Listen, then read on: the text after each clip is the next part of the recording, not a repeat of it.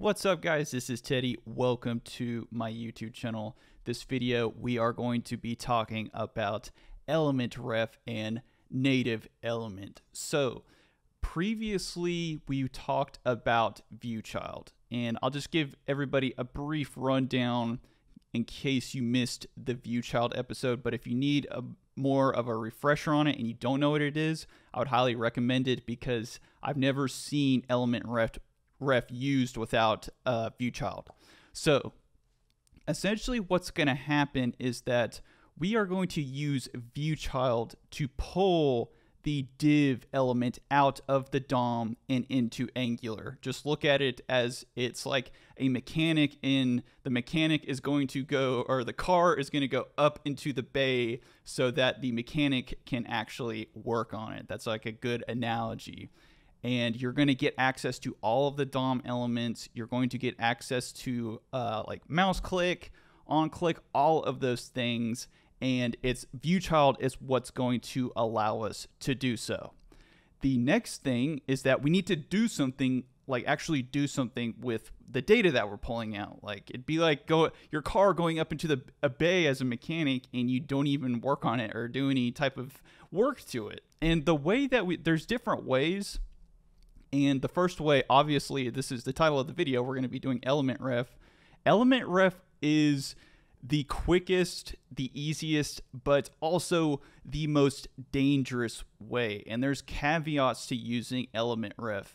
Number one, it's not good if you are using an Ionic app. It's not good if you are using something that's not web browser based, and you can't use ElementRef with web workers. So by any chance, if you're using web workers, ElementRef does not apply, and you will have to use render, which I'll talk about in the next video. But back to the story. So what's going to happen is that we're going to pull out all of the DOM elements with ViewChild, and then we're going to name it.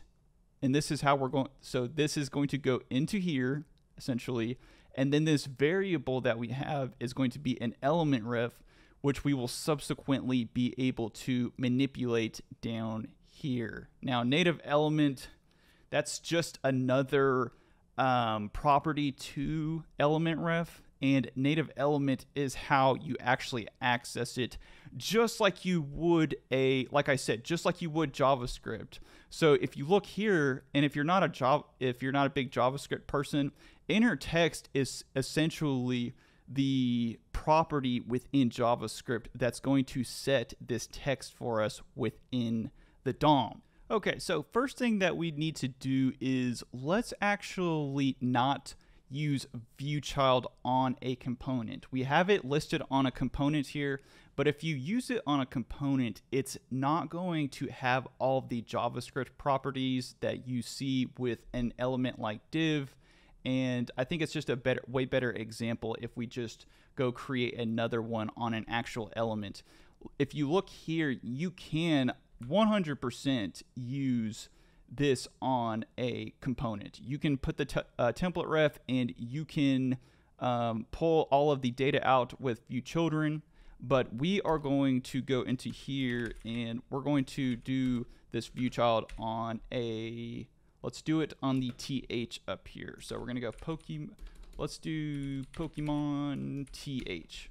Since that one was ref, we will just call this one Pokemon TH so that we can quickly just go inside of it and learn how to do this.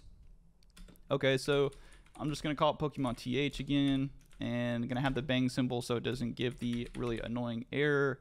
And I'm just going to use good old ElementRef, just like before.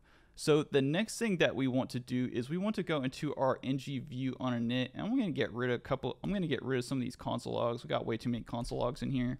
And what I'm going to do is just go ahead, toss in here this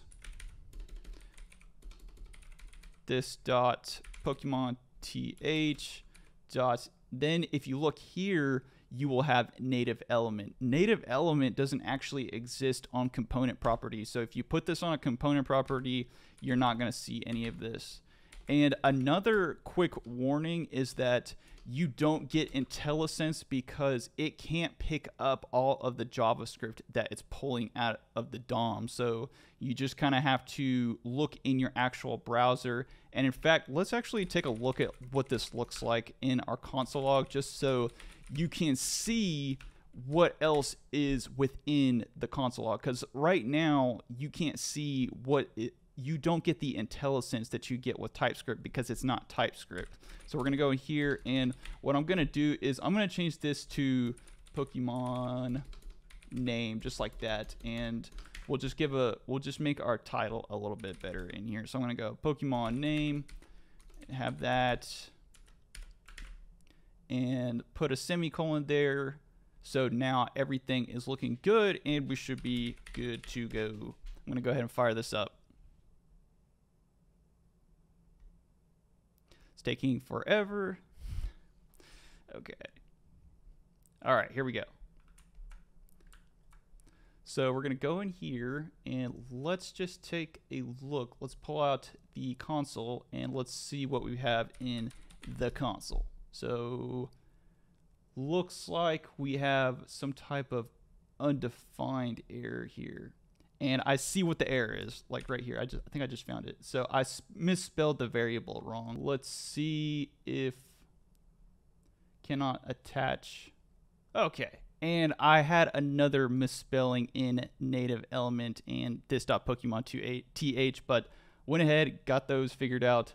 Kind of annoying, but whatever, it happens. And now if you look in here, you see all of the data that we can pull into. And this is how you have to find what type of method or what type of property that you want on this. Otherwise, you won't be able to see it because, like I said, there's no TypeScript. But what I did is I just went in here and I added the Pokemon name to the inner text right here. And just like in JavaScript, it works perfectly, lickety split.